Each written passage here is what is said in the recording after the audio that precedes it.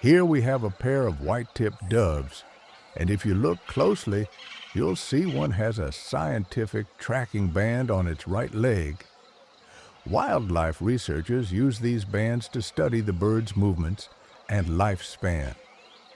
These ground-dwelling doves are mostly found in Mexico, Central, and South America. But in the U.S., they're native to the lower Rio Grande Valley.